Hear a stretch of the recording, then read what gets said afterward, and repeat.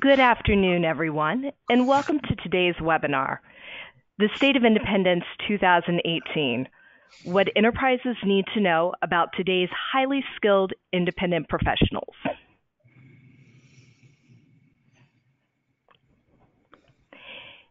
It is my pleasure to introduce you to today's distinguished speakers, Gene Zaino, CEO of MBO Partners, and Steve King of Emergent Research. Gene is an accomplished and nationally recognized expert in the contract workforce market and has launched MBO Partners to reinvent the way independent consultants and organizations work together.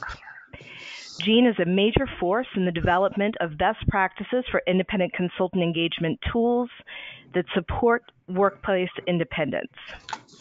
Gene is an avid entrepreneur who graduated from the University of Pennsylvania's Wharton School of Business, receiving a Bachelor's of Science in Economics.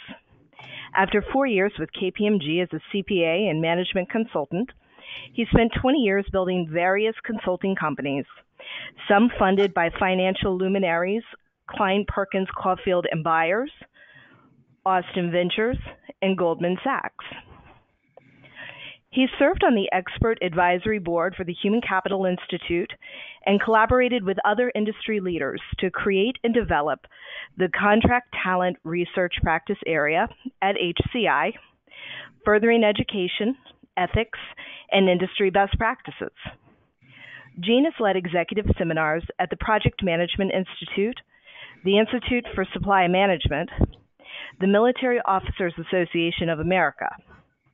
He is also a member of the Staffing Industry Analyst Hall of Fame and has been on all 5 Staffing Industry 100 lists. He is a frequent speaker and has appeared in publications, radio and television, including CNN, CNBC, Forbes, Harvard Business Review, and the Wall Street Journal. Steve is a partner at Emergent Research. His current research and consulting is focused on the future of work, the rise of the independent workforce, and the impact of big data on small business. Steve has extensive consulting, marketing, and general management experience with both large companies and startups.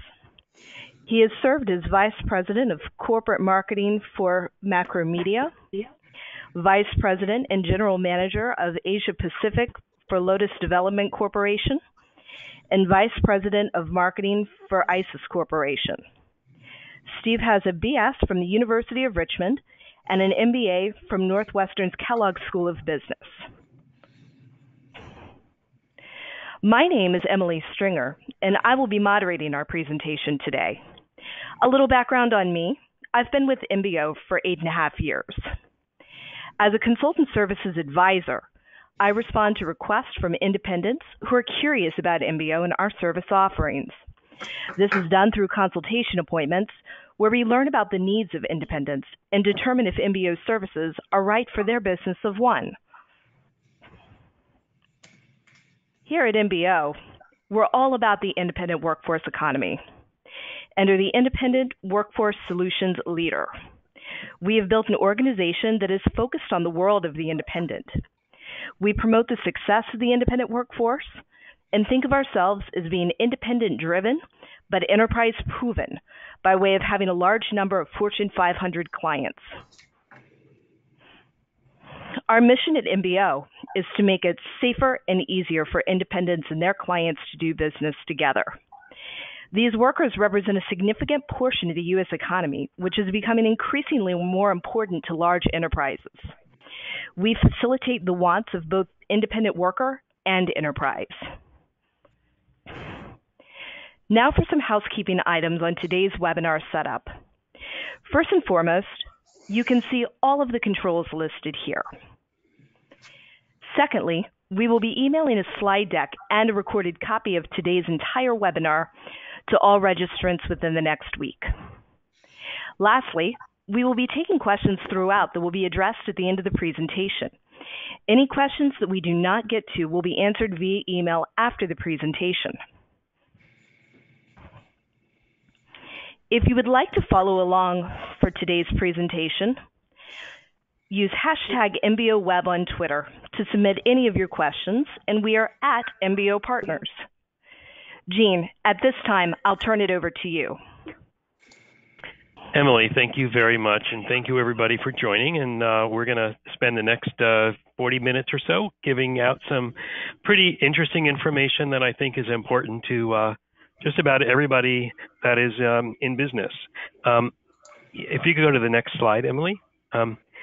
So just to start things off, I think for years we've all been hearing about the war for talent and the fact that there's going to be a shortage of talent. And I think we could all say it has formally and officially arrived. And you could see by our unemployment rate and by a lot of the things that are going on in our economy and in the workplace, talent is extremely rare and scarce to bring on board.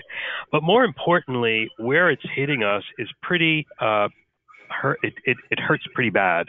The R&D areas, executive leadership, product development, and sales and planning. These are areas that are really critical for a business to have the right type of talent. And there's very, very much a squeeze in that area. And as you can see on this slide from a study from Deloitte, that there's some severe shortages and moderate shortages in these areas. If we go to the next slide, what you'll see is a study that was done by SAP, where they actually surveyed global executives around the world. And we just kind of picked out a few points here to further confirm the importance of this and why it's really important for every organization to have a very deliberate strategy on how to engage with this independent workforce.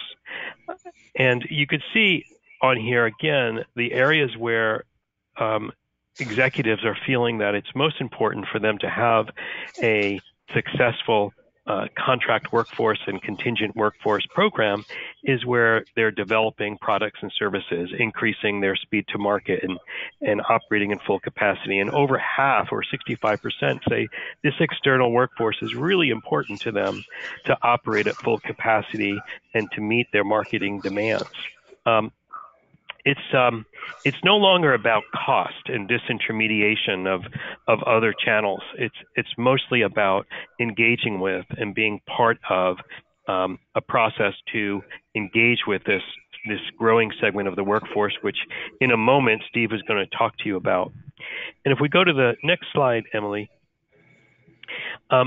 this is a proxy for what I think is going on across enterprises. And this is specifically about professional services. And what you see is that, traditionally in the traditional linear model of business, certainly in the consulting professional services or where people are your revenue, you basically have a direct relationship between revenue and adding more people.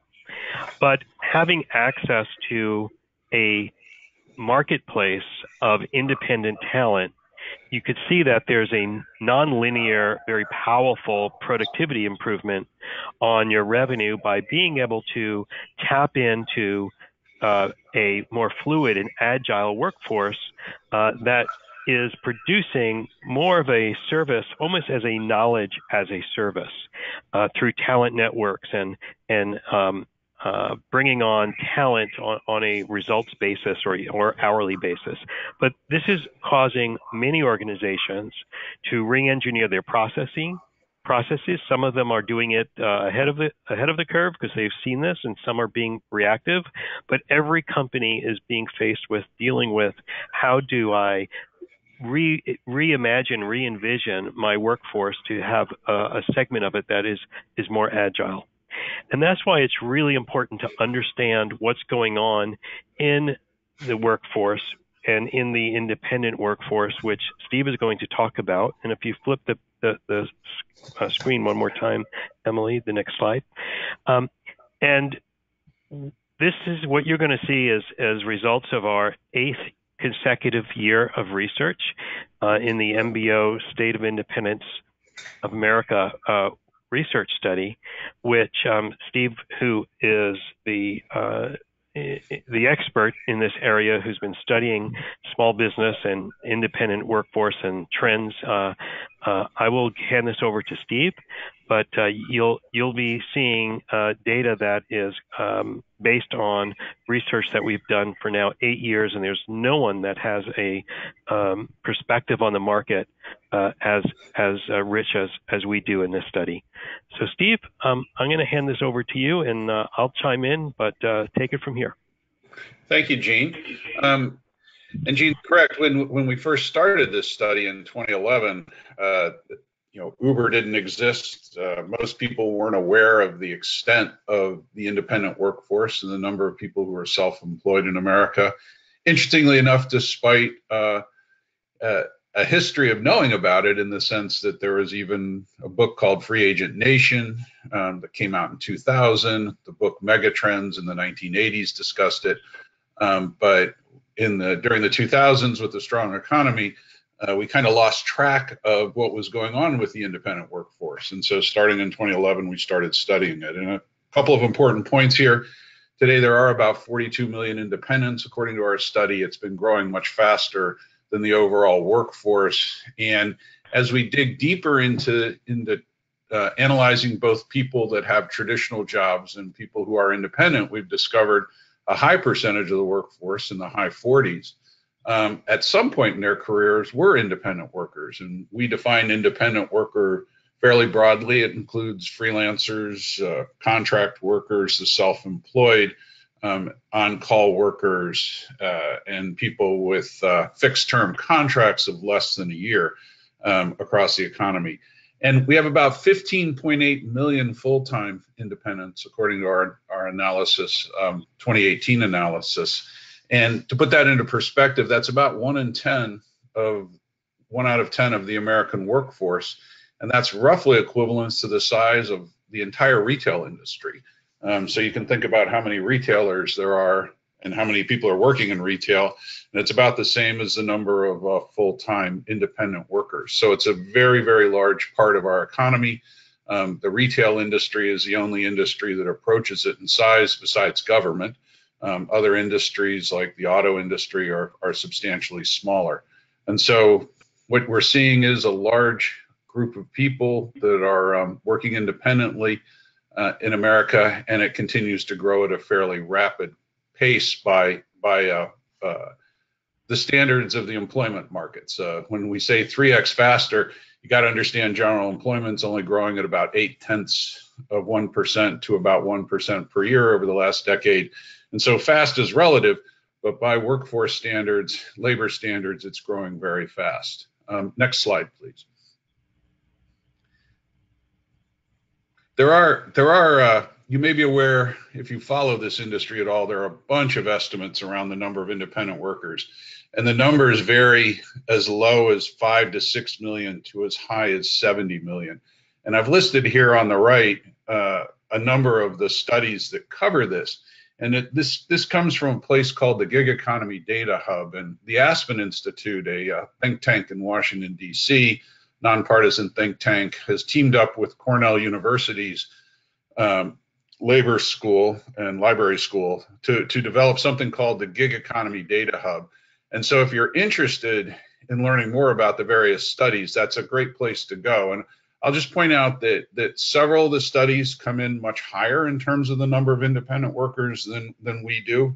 McKinsey's Global Institute study had about 65 million Americans who are in this economy. Pew Internet, the American Trends panel below, Pew is a very reputable source of nonpartisan information, came in at about 70 million.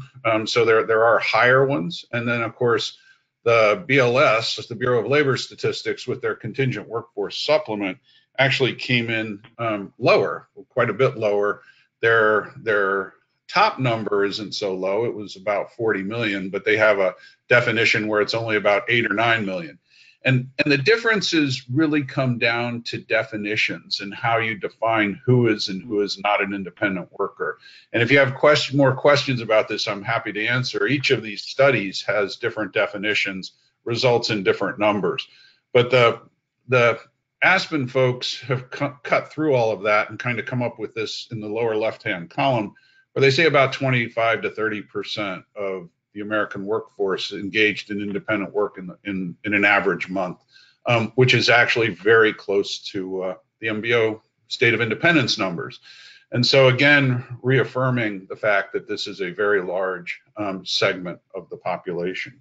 Next, please. And Steve, could you just for the listeners, just explain the difference between, kind of an independent research structure like we've done with the state of independence, and there's others that kind of do surveys of their own population, which might be not as statistically relevant. Yeah, the other issue in this field is that a number of studies come out where the company has only surveyed their own users, and because of that, the data tends to be skewed towards their own users, and that doesn't make the studies wrong or bad. It just means they don't accurately reflect what's going on in the overall economy. And they haven't gotten a sample that reflects the workforce as a whole.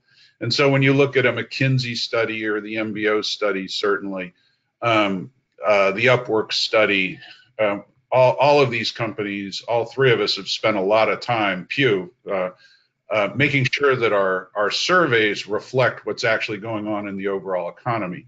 When you look at some of the independent companies that just survey their own users, you just have to be careful. You don't assume that means everybody, and that's a complete picture of what's going on. And so I don't want to name names, but a number of them come up with surveys where 75 to 80% of independent workers are women, which no other studies found. It's because the specific company happens to have a user base that's tilted that way. And companies do that because to actually construct a survey that accurately reflects the overall workforce is expensive relative to simply asking your users. So there are two types of surveys out there. And I always, being a data nerd, the first thing I do when I get a new survey is review the methodology. Most people never look at the methodology, but the good news is people like me to do that. And so you can hear about it from our various writings. Did that cover what you needed, Gene? Yes, thank you. There's a lot of data out there right now, and it's just confusing. Mm-hmm. It is very confusing, and I think the Data Hub does a nice job of cutting through all of that and explaining why there are differences. But I do think you have to look at the methodologies and understand where the data is coming from to use it correctly. And as I said, I think all of the data is useful and good. You just need to understand what it is. In terms of what we call the highly skilled, high earning independent workers, this is a group that reports earning at least 100K or more from independent work in the prior year. And as you can see, that's been growing quite rapidly. 74% increase since 2011. We're up to about 3.3 million workers. Again, that's a very large chunk of people. The vast majority of these are full-time. Of course, oddly enough, there are a small percentage report working less than 10 hours a week, and so I want their jobs. So we're going to dig into them and find out how we can be more productive and only work 10 hours a week and make a lot of money. But the vast majority work actually above 40 hours. So it's a group that's grown very, very rapidly. Next slide, please. And it's done that for a couple reasons. One, without a doubt, the improving economy is giving them the ability to source more work and also charge more for their work. And Gene mentioned the talent shortage, but in certain areas where we've seen the ability to charge more quite pronounced. IT, innovation, marketing, particularly in the areas of data analytics and marketing technology. And so the strong economy certainly provides independent workers the ability to be more successful. And one of the things that's led to is that traditional employees who have the skills and the knowledge are seeing that that's happening. They're seeing that in the sense that they watch their companies hire these independent workers, or they have friends or former colleagues that have gone out independently and are earning a substantial amount of money. And so that's drawing more people in who have the skills and the abilities to charge enough to be a 100K plus independent worker.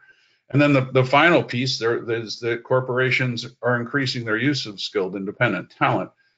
Gene mentioned this again, back to talent scarcities. If you go back 15 or 20 years, most corporations focus their contingent labor practices on relatively low paid people.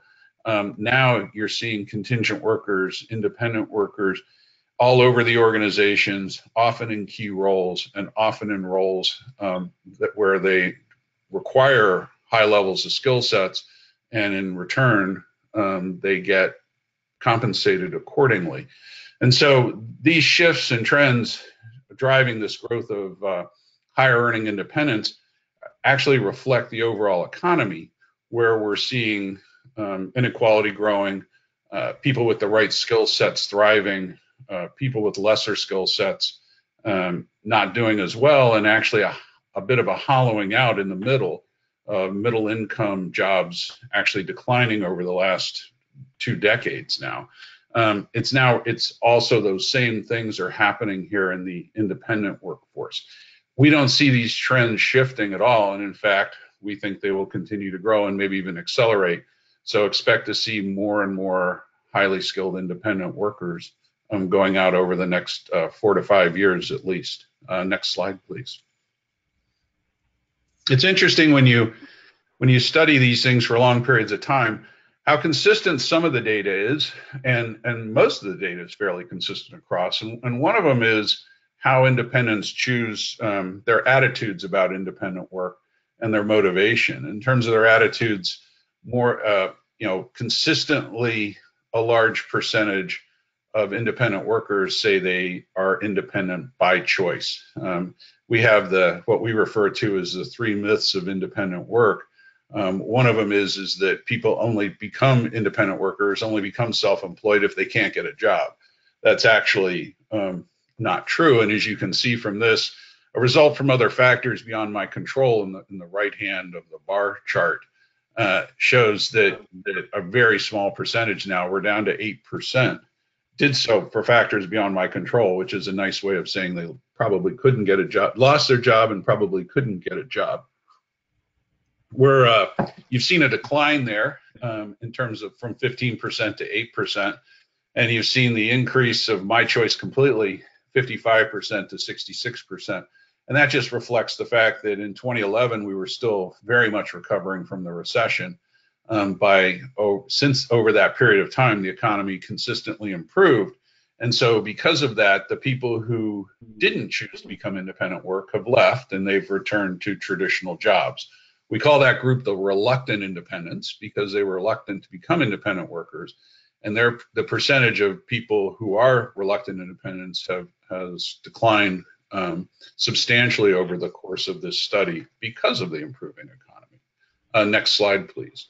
And then, of course, the independent workers that are highly skilled and earning more than $100,000 a year are even happier, satisfied with their work than the others. And that comes as no surprise because, let's face it, if you're being successful at something, you tend to be satisfied with it.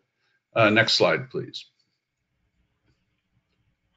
In terms of the motivations to become independent, the top one is always a desire for a greater work-life flexibility. And when you actually cut through all of the data of all of the studies, you can pretty much ask a couple of questions to an independent worker to see both how they feel about independent work and why they did it. And it really comes down to flexibility, autonomy, and control. And so you're seeing if the independent workers on average are looking for work flexibility, autonomy, and control as their primary driver. In many cases, it is also a desire, a need to earn more money. These numbers are for the general independent workforce, and we're seeing a growing number of people who are supplementing their income by working independently part-time. but it's really more of the control.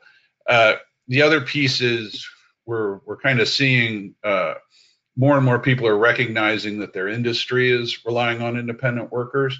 And then the other piece that I forgot to put on this chart is we ask each year about people's friends and are more of their friends becoming independent workers. And back in 2011, only about 1 in 5, about 20%, said their friends are more likely to be independent workers.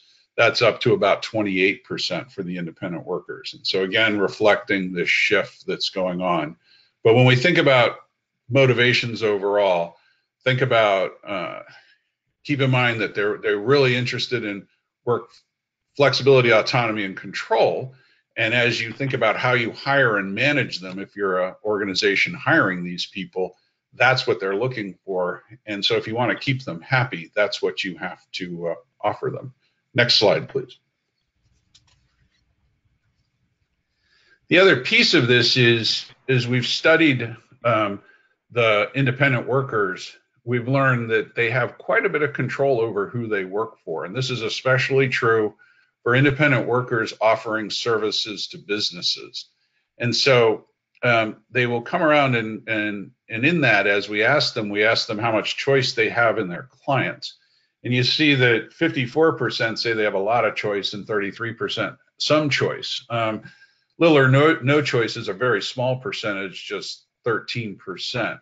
And this again is one of the myths that we like to talk about, in that we will often hear from hiring organizations, we will particularly hear from people who aren't independent workers, that independent workers tend to have to take whatever assignment comes along from whatever organization comes along. And that's just fundamentally not true. And I know in terms of how this study works, my firm is just myself and my wife. And so we've been independent workers now for 20 years. And I can tell you we're very picky about who we work with, and that's hardly unusual. And so again, as you start to think about hiring independent workers, as you start to think about how to integrate them into your workforce, keep in mind that they definitely have choices. The other thing about independent workers is most of them plan to, particularly the higher earning independents, which is what the 90% number is on the right, plan on staying the course. They're not temporary. We are seeing a trend of people moving in and out of independent work at different stages of their life, trying to accomplish different things, have kind of a revolving door that seems to be evolving and becoming more common. But the majority of independents still say their long-term plan is to continue to be an independent, self-employed worker. Next slide, please. We also see from independent workers that they're consistently report being both happier and healthier. We started looking into this a few years ago, 4 or 5 years ago, trying to understand at the time there was a fair amount of research on happiness and how it related to engagement, work engagement, and how work and health were interrelated, and in particular, how detrimental loneliness was and how detrimental negative work experiences were on people's health. And so we started looking into what it means to be as an independent worker. And what we very consistently found is that the independent workers themselves consider themselves happier than they were prior to being an independent worker. They consider themselves healthier. And not surprisingly, our 100K plus independent workers over on the right on this chart feel that even more so. A couple other things about independent workers. Security is one of the most interesting data points in our study. When we first started this study in 2011, about 32% of independent workers said they felt more secure working independently than having a traditional job. As you can see here, we're up to about 49%, just about 1 in 2, and over 1 in 2, and close to 1 in 3 of the 100K plus. When we actually go in and ask those people why they feel more secure because they tend to have diversified revenue streams. They'll tell us, hey, we have I have 3 or 4 clients, I may lose one, but the chances of me losing all 4 is almost zero. And they also feel they have more control over their destiny in terms of reacting to changes in the economy. And they'll also tell us if I work in a traditional job, there could be a buyout, there could be a change in strategy, there could be something totally unrelated to my own performance, and I lose my job. And when I lose my job, I lose my entire job. And so it's fascinating to us to see more and more independent workers saying that independent work is just as secure or even more secure than traditional jobs. We also think this reflects back on traditional jobs, which frankly aren't as secure as they used to be. And so we often analyze this in context to try to understand whether people want to become independent workers. And you kind of look at it as a teeter-totter, what are the advantages and disadvantages of both? And over the last 8 to 10 years in particular, we've seen the security of traditional work decline, benefits packages decline, workloads up. These are things that we're hearing from traditional employees.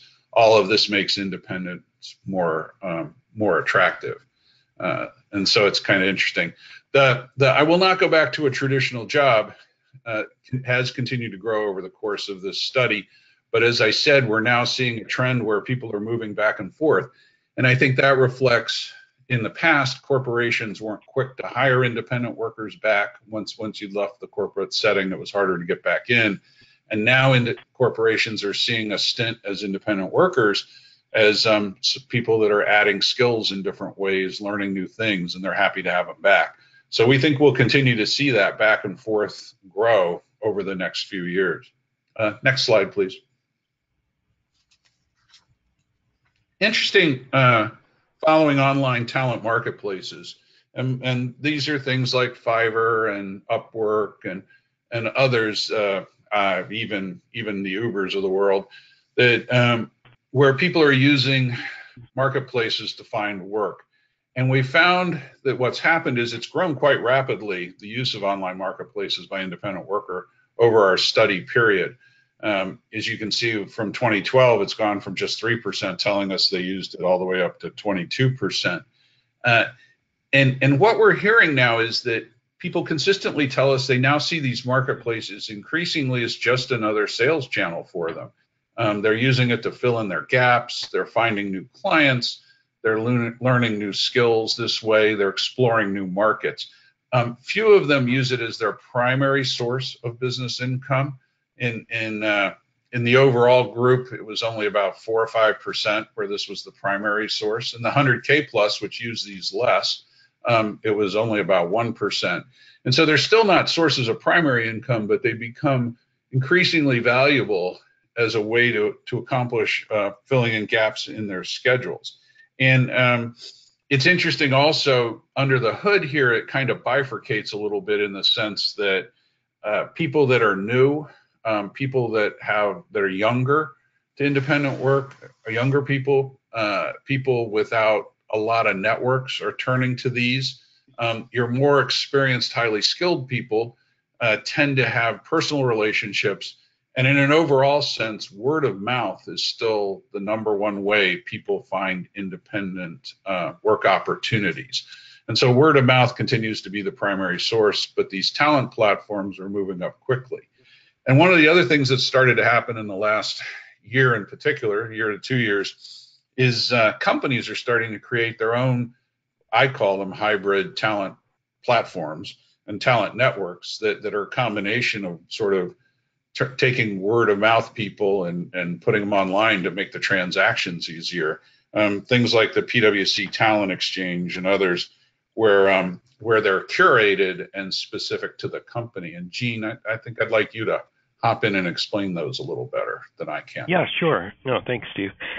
Yeah, no, I would agree that the public marketplaces are in my mind, there's a spectrum of these things. There's those that are, let's call them app-based, where you're really looking for, the buyer is really looking for to transact a service, whether it's an Uber driver or, picking up your laundry or doing some type of undifferentiated service, even kind of offshore building a PowerPoint slide or something like that, where the transactions are generally low dollar value, like I would say under $500 or even under $1,000, and then the people on those sites are just doing, they're doing extra work and mostly supplementing their full-time income, and it's not work where they're necessarily looking for, the buyer is not necessarily looking for a particular type of skill set. They're just looking for to get some work done. And then you can move up the spectrum where there's marketplaces that are, as you called, Steve, more of a talent network, where the marketplace or the community is more about finding a very specialized kind of person. You're not just interested in getting a piece of work done. You're more interested in knowing about the particular person and their skills and their inventory of experience. And what we see happening is there are certainly some marketplaces out there that are focusing on highly curated skills. That are out there. There's, the Spare Hires and Catalent and TopTal. But what we see happening more and more, certainly in the larger enterprise, where there's these iconic brands, they're starting to recognize they could use their brand, and they're building their own community of a talent marketplace that is geared towards the type of work that they have, and inventorying and building and curating a community of the kind of talent that they want to use and reuse. And that's generally the higher level skills. And for the independent workers themselves, they prefer that because most of them, as you said, Steve, they have their own networks or they're in demand. They are they have a lot of choice in terms of where they want to work. So they will find themselves being aligned with some of these more specialized company-sponsored talent networks where they want to work, and these are their clients of choice. And that's a term we use, where organizations that see independent workers and specifically professional independence as being strategic and almost a competitive advantage to their organization, and they start building these types of communities. PwC Talent Exchange, as you mentioned, is an example, and there's many others, and certainly at MBO, we help many of our clients with these types of brands to build out these communities. And what we're finding is they're very attractive to the higher level talents, the innovative talent, where earlier in this session I pointed out the areas of where there's a real shortage. That's a very important aspect of how to attract these people, is to build these types of communities. So you could, as a company, you could promote exciting projects and do it in a way that is attractive to this type of independent talent. And there's entire programs, to put together to do that. So I think there's a tale of two stories here, of two talents. There's the newbies and the non-differentiated services that I think you're seeing marketplaces really take off with. And then there's the highly differentiated skills of individuals, and mostly high talent individuals, that are very interested in joining some of these more kind of exclusive communities that are being built by these large organizations. Yeah, I think it's a really interesting trend. We kind of see one of the fastest growing areas in the software world is CRM systems, customer relationship management systems.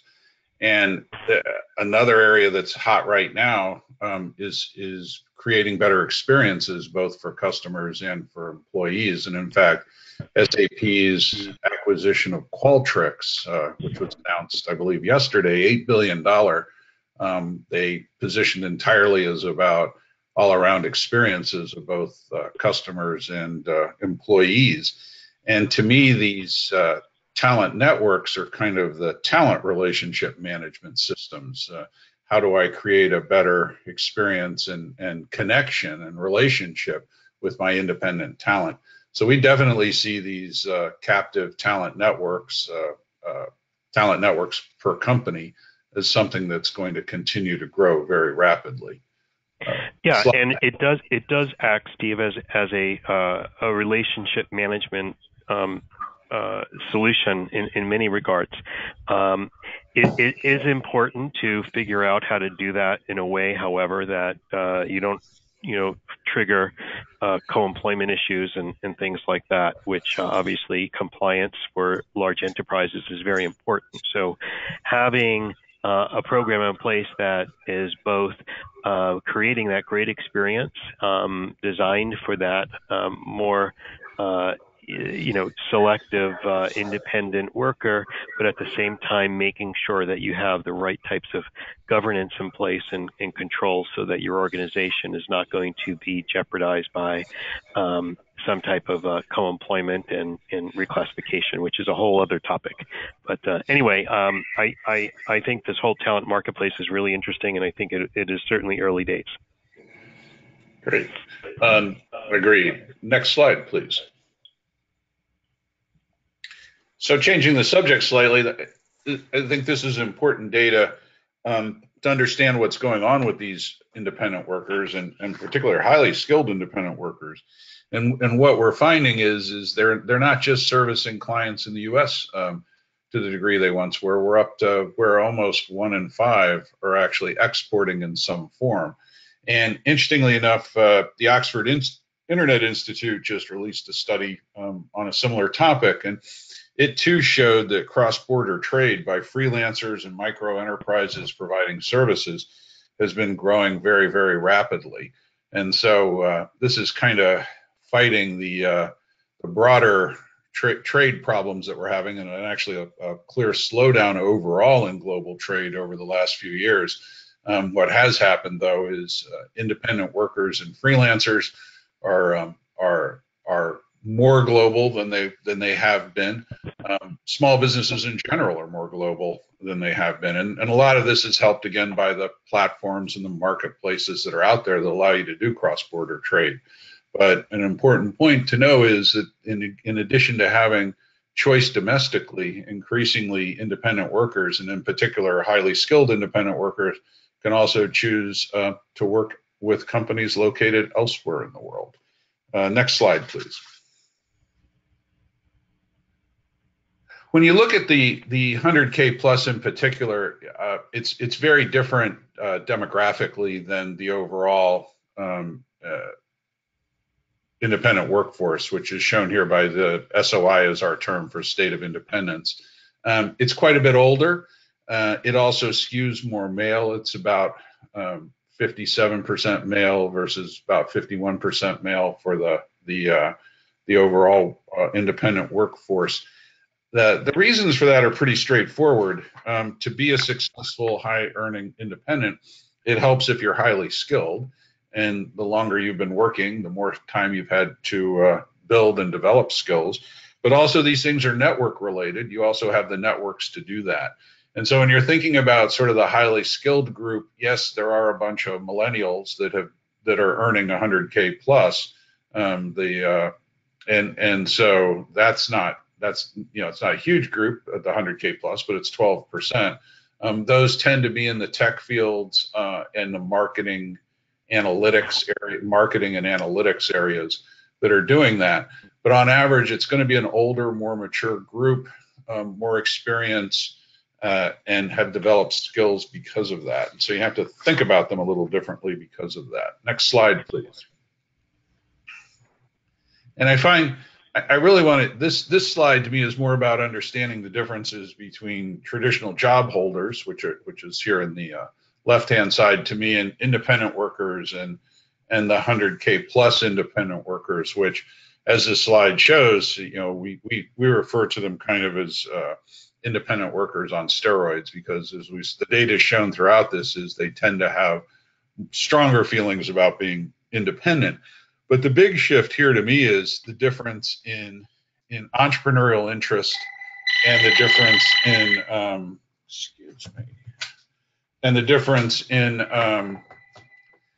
their not wanting to have bosses and having the flexibility that comes with this.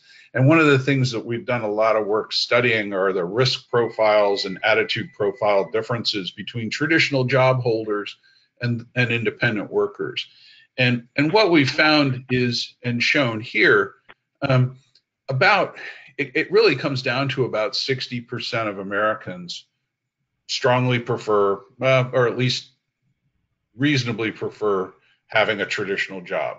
They really don't like the uncertainty and the risk associated with primarily irregular income, which is something, an unpredictable income, which is something you have to deal with as an independent worker. And so an important point from this slide is we've never predicted that while we have the number of Americans who have been independent workers getting up to 52% in our forecast, at any point in time for the looking out as far as we can look out, which is 8 to 10 years, it's clear that traditional employment will still be the primary way most Americans earn the majority of their income. And that's not going to change. But we do have this growing group of people that want to be their own boss. They want flexibility. They want to do the things that they like. And so as you're dealing with independent workers, you need to understand that they have that desire, as I mentioned before, for freedom and flexibility, and they do want to pursue this. And the big one is I'd rather have a permanent job than work on my own. This year it came in at 61%. To get to our 60% risk profile number, we actually do a bunch of statistical clustering. Maybe we should have just gone with this question. But you can see the difference there where the independent workers definitely don't feel that way. Next slide, please. Just thought we'd throw this one in for fun. In our latest study, we did an in-depth dive on automation and how people feel about it, and I think it's just kind of fun data. What comes out of it is that most people believe automation is going to have a big impact. It's going to take away a lot of jobs. A lot of people are going to lose their jobs, but it's not going to affect their own job. And when we talk to business owners, which I don't have the data here, but I can tell you, when we talk to business owners, small business owners, they tell us it'll affect other companies, but not their own companies. And when we talk to people that are interview or survey enterprise people, they say it's going to have a much bigger impact on other industries than my industry. And so you've got this funny thing going on where everybody's worried about automation for other people. And to us, that kind of reflects the press right now and the media, which talks about all of the job apocalypses coming from robots and automation, whereas people in their own lives, whether they're independent workers, traditional employees, managers, or executives in small or large enterprises, don't see it directly impacting them in the near future. And by that, I mean the next 5 to 10 years. So it's kind of interesting, but even within that, you'll see that the independent workers think it'll impact them less than even the traditional employees do. So it's just kind of fun data to kind of wrap up on this side of it is. So with that, let's have the next slide, and I'll turn it back over to you, Gene. Thanks, Steve. So humans will be still important, even though there's all this AI talk and everything else, and that's why it's really important for our organizations to understand this workforce. So I hope that was valuable to a lot of the people. So this kind of summarizes, the reason why people are seeking independence, the resilience in terms of why they're staying independent, and I wanted to add a few things in terms of what's going to add more fuel to this growth. I think we're going to continue to see this accelerate. The new tax law that was passed just about a year ago is very favorable to people that are having their own one-person companies. There's large tax advantages. The continuing rise of these platforms that we spoke about earlier in terms of helping individuals find project work and build relationships with great organizations that want to use their skills on a contract basis. So this whole project-based economy. And of course, the productivity gains that we talked about earlier in terms of using and sharing talent across a pool of non-employees as just-in-time and even engaging them on a results basis changes the whole economics of your business models. And this bottom chart here, I just find fascinating when you look at the percentages and the people that are happier working on their own, and the one that I feel most impactful is that they feel healthier. And I believe that's not because that they're working less, or I'm sure they have more time, to be more work on themselves, whether they go to the gym or go for a jog or whatever. But I think it's about less stress. And less stress is when you are more in control of what you're doing, not necessarily that you're working less. In fact, these people actually have a hard time finding a vacation, a time to find a vacation. But it's a matter of them being in control. They're not sitting in a meeting they don't want to be in. They're not reporting to a boss that they just got given to because there was a reorganization, or they're not fearful of stressful about a reorganization or an acquisition.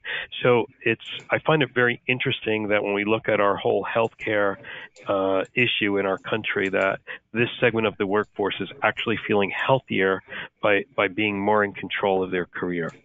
So with that, the last slide here before we give it back to Emily, and I think she is going to summarize things and get some questions, is that in terms of, I've been doing this for a long time, and I will tell you that in terms of this innovation curve that I'm sure many of you have seen, we are past the early adopter stage and approaching this early majority stage where this is going to increase at a very accelerated rate on both sides of the equation, both with organizations that are tapping into this independent workforce, as well as the workers themselves graduating or changing their work style, whether it's a latter part in their career where they want to work differently, or it's a point in their career when they want to learn a new skill. This is a great way for them to learn new skills and take gigs for a couple of months and then go back to full-time work, or families that need more flexibility by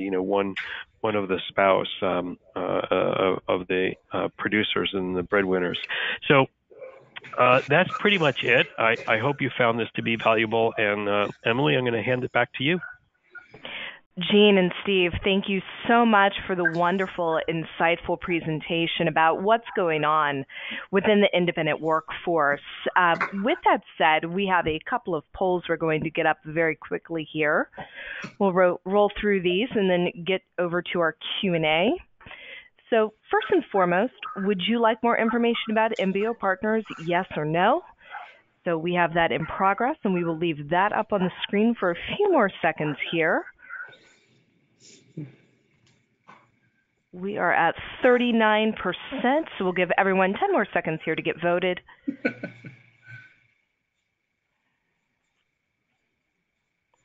I can't vote, huh? We can't vote, Gene, unfortunately. We will get that closed down, and we will move on to our next poll. Would you like a copy of our State of Independence report, yes or no?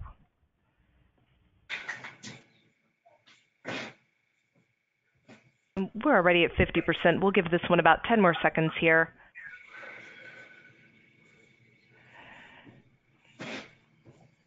And we will get that one closed down and a copy of that out to those who have requested a copy. So with that said, we will move on to our Q&A. We have about 10 minutes here. So first and foremost, how can my organization best prepare to secure these highly skilled independent professionals? Well, I guess I'll take that, and Steve, you could add anything. But I would say the first thing to do is acknowledge that this is a new segment of your workforce. There's most organizations have very thoughtful, well-structured human resource departments.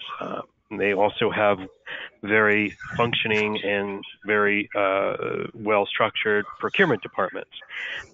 This is a third channel that I think you need to look at, because it doesn't fit in either of those two perfectly, but a combination of those and actually having a third channel of engagement that is focused on building a process and a set of programs and processes that are designed to engage directly and build a community of independent talent is really building an inventory of human capital that is very strategic for organizations that will have very long-term impact. And it does require a strategic decision. It requires a lot of sponsorship at the most senior parts of your organization, and it does require lots of change within the organization. But the sooner that those that acknowledge and see this as a competitive advantage, the more effective it will be. But I believe it needs to be a very designed program specifically for this engaging with this independent workforce. And I'll just add, when we survey the groups that provide services to businesses that are highly skilled, three things jump out. They want their work appreciated, and they would like to be provided feedback on some sort of regular basis, or at least occasionally. Many of them report that they don't ever hear from their clients, and they don't like that. They'd like to be considered part of the team, and they do understand within the context that they can't fully be part of the team without incurring compliance risk, but they would like to be considered part of the team. And then, of course, they'd like to be paid quickly. Those are the top three that we consistently hear about what they would like from their clients and who are engaging them. So if you can do those things, it will help. Absolutely. Great. That's excellent feedback. We have time for one more question here, so this will be the last one. For those that we have not gotten to, we will get to those via email. So last here, what's the best thing I can do to attract independents and make them want to engage with my organization? Very similar to the last question, I would say the Steve just mentioned, putting programs in place that make them feel that they're making an impact. They're human beings, and all of us want to feel that we're part of something, and what we're doing is meaningful. What these independents hate is when they get relegated to a desk. They sit there for 2 days because they're waiting. Their processes aren't designed for what they're doing. Their managers don't know what to do with them. It's not about the money. It's about making sure that they're being applied in a way that matters. So certainly the basic things like making sure there's payment processes in place to get them paid more quickly, certainly within 30 days, as opposed to, vendors that are sometimes 60, 70, 80 days out. And then I would say also making it available that they know where to go within your organization to find projects. One of the best ways to show that you appreciate their work is by letting them know that there's other projects available to them within your organization. That helps the organization because there's no need to onboard them again. You could re-engage them again. And for the individuals, they don't have to go and figure out how to get a new project. So those are the types of things that I think would be part of a program. But again, overall, I think there's quite a few things that an organization can do to really become what I would like to say is a client of choice, just like your employees want to be an employer of choice. Great. Thank you so much for that feedback, Gene. With that said, it is 1:58, so we will get things wrapped up here. For those who have joined us on the line today, we will be emailing out a copy of today's presentation within the next week. Please keep an eye to your email. And Gene and Steve, thank you again for your insights. Okay, thank you. Thanks, Steve. Thanks, Emily.